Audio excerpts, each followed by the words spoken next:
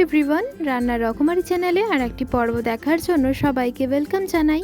আমি তোমাদের সাথে ফুলকপির ডাটা চচ্চড়ি রেসিপি শেয়ার করব। ফুলকপির ডাটা বলতে যে ফুলকপির সাইডে যে ডাটাগুলো থাকে সেই ডাটার চচ্চড়ি শেয়ার করব। তো চলো শুরু থেকে শেষ পর্যন্ত রেসিপিটি দেখে নেওয়ার অনুরোধ রইল। আমি এখানে এই যে একটা ফুলকপি নিয়েছি, ফুলকপির সাইডের আমি ডাটাগুলো কিন্তু ভেঙে নিয়েছি। আমি তোমাদেরকে একটু দেখাচ্ছি যে ফুলকপির সাইডে যে ডাটাগুলো থাকে সেই ডাটা দিয়ে কিন্তু আমি চচ্চড়ি করব। আমি এইদিকে পাতাগুলোকে ফেলে দেব, পাতাগুলোকে আমি ফেলবো না, পাতার আমি একটা রেসিপি করব।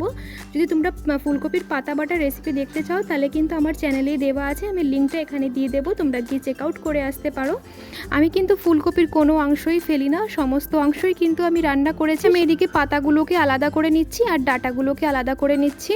এখানে বুড়ো ডাটা বা পাতলা ডাটা কোনো অসুবিধাই নেই, এইগুলোকে আমি তোমাদেরকে কেটে কেটে দেখাচ্ছি। যেগুলো অতিরিক্ত মোটা ডাটা সেইগুলোকে কি করে কাটতে হবে। এই যেগুলো একটু বেশি অতিরিক্ত মোটা ডাটা সেইগুলোকে কিন্তু আমি 4 ভাগ করব। প্রথমে আমি একটু মাথাটা কেটে নেব, তারপরে সাইডের যে পাতাগুলো রয়েছে সেইগুলোকে একটু সাইড থেকে পরিষ্কার করে নেব। মাঝখান থেকে একটু ছুরির সাহায্যে বা বটির সাহায্যে মাঝখান থেকে আমি কেটে নিয়েছি। এই একটার থেকে আমি দুটো বের করব, মানে টোটালি 4টে হবে। এই যে মাঝখান থেকে আমি আর একটু কেটে নিচ্ছি।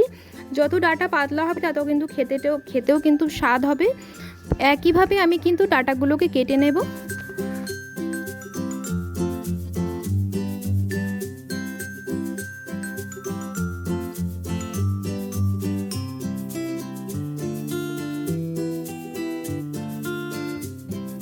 এবার আমি ডাটাগুলোকে কেটে নিচ্ছি। একটা ডাটাতে কিন্তু আমি 3টে ভাগ করেছি।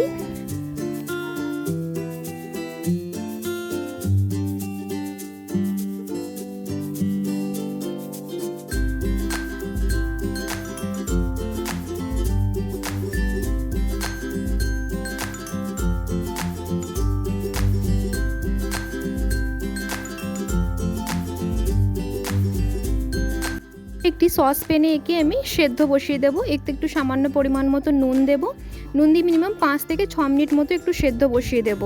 এই যে দেখো সেদ্ধ হয়ে গেছে। সেদ্ধ বলতে 100%-এর মধ্যে আমি এখানে 70% সেদ্ধ করেছি, 30% একটু শক্ত থাকবে।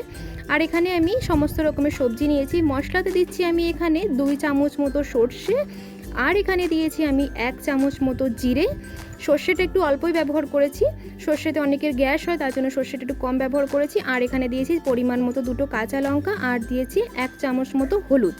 এবার মশলাটাকে ভালো করে আমি কিন্তু পেস্ট করে নিয়েছি, খুব সুন্দর কিন্তু পেস্ট হয়েছে মশলাটা। এইবার কড়াইতে নিয়ে নিয়েছি সর্ষের তেল, এখানে দিয়ে দিলাম আমি 1 চামচ মতো 5 ফোড়ন। ফোড়নটা একটু ভাজা ভাজা হয়ে গেলেই আমি এক এক করে এতে সবজি অ্যাড করব। প্রথমে আমি কিন্তু আলু দিয়ে নিচ্ছি।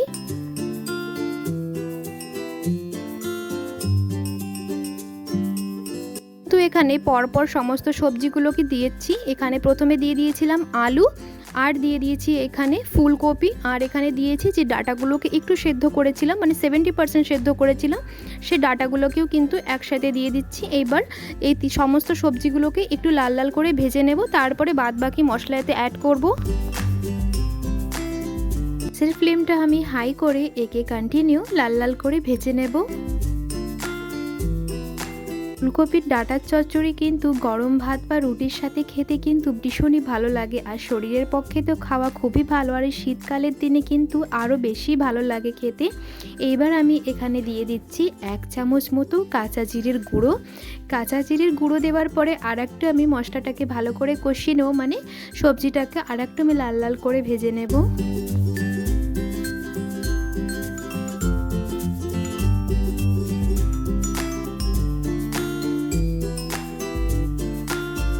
প্রত্যেক দিনের রেসিপি তোমাদের কেমন লাগলে, ভালো লাগলে একটি লাইক করে দেবে। তোমাদের একটি লাইকে কিন্তু আরও বেশিভাবে আমি মোটিভেট হতে পারি।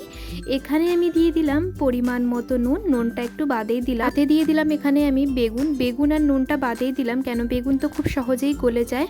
এখানে কিন্তু আরও নানান রকমের সবজি এই ডাটার সাথে অ্যাড করতে পারো। আমি এখানে বেগুন, ফুলকপি, আলু দিয়েছি, আর এখানে দিয়ে দিলাম পরিমাণ মতো হলুদ। এতে কিন্তু বিট, গাজর, আরও নানান রকমের সবজি অ্যাড করলে আরও বেশি খেতে কিন্তু ভালো লাগে। আমার কাছে মোট এই কটাই সবজি ছিল বলে আমি এই কটাই সবজি দিয়েছি।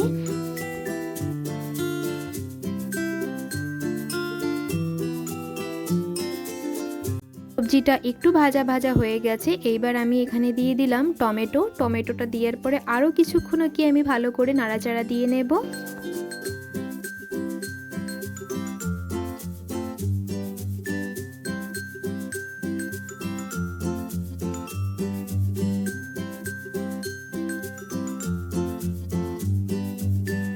এদিকে কিন্তু সমস্ত সবজিগুলো কিন্তু লাল লাল করে ভাজা হয়ে গেছে। আমি যে মশলাটা তৈরি করে রেখেছিলাম সর্ষে, জিরে, কাঁচা লঙ্কা আর দিয়েছিলাম হলুদ, সেই মশলাটাকে কিন্তু আমি সবার শেষে এতে দিয়ে 1 থেকে 2 মিনিট মতো মশলাটা সবজির সাথে মিক্স করে নেব।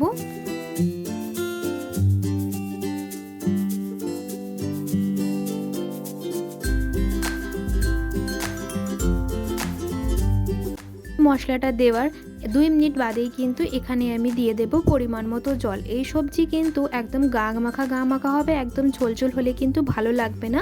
তার জন্য একটু জল দিচ্ছি আর খুন্তি দিয়ে নাড়িয়ে দেখছি কতটা পরিমাণে জল লাগবে। ততটুক জল দেবে যাতে ভালোভাবে ফুলকপি আর আলুগুলো কিন্তু গলে যায়। অল্প পরিমাণে জল দিতে হবে। এই যে আমি আর একটু চেক করে নিচ্ছি যে আর কতটুক জল লাগবে। নুনটা একটু চেক করে নিয়ে দেখলাম নুন একটু লাগবে। নুন হলুদ দিয়ে এবার আমি একে ঢাকনা দিয়ে ঢেকে 2 মিনিট বাদে কি খুলবো। এর বাদে আমি ঢাকনাটা খুলে দেখলাম সবজিগুলো গলেছে কিনা একটু চেক করে নেব। বেগুন তো গলে গেছে, ফুলকপি একটু গলতে সময় লাগে, তার জন্য একটু ফুলকপিগুলো একটু শক্ত আছে। আমি একে আবারও 2 থেকে 3 মিনিট মতো ঢাকনা দিয়ে ঢেকে দেব। দিকে 2 মিনিট বাদে ঢাকনাটা খুলে দেখে নিয়েছি যে হ্যাঁ সমস্ত সবজি কিন্তু গলে গেছে। আমি একটা কথা বলে দিই, এই রান্নাটা কিন্তু সম্পূর্ণ আমার মা করছিল, তার জন্য এই হাতটা আমার না, আমার মায়ের। সম্পূর্ণ রেসিপিটি কিন্তু আমার মায়ের দেওয়া, তার জন্য ভাবলাম তোমাদের সাথে একটু শেয়ার করে নিই। এদিকে কিন্তু তরকারি রান্না হয়ে গেছে, এবার একে আমি গরম গরম পরিবেশন করে নেব। কিন্তু ফুলকপির ডাঁটা চচ্চড়ি কিন্তু একদম সম্পূর্ণভাবে তৈরি হয়ে গেছে। এই ডাঁটা চচ্চড়ি কিন্তু গ্রাম বাংলার দিকে দিদা ঠাকুমা মায়েরা কিন্তু বেশি করে, তার জন্য ভাবলাম আমার মায়ের রেসিপিটা তোমাদের সাথে শেয়ার করে নেওয়া। তো বাড়িতে অবশ্যই একবার রেসিপিটি ট্রাই করো, ভালো লাগলে একটি লাইক করে দেবে। নতুন একটি রেসিপি নিয়ে তোমাদের সাথে আবার দেখা হবে। চ্যানেলে যদি নতুন সদস্য হয়ে থাকো চ্যানেলটিকে সাবস্ক্রাইব করার জন্য অনুরোধ রইল। সবাই ভালো থেকো, সুস্থ থেকো, আসি তাহলে, ধন্যবাদ।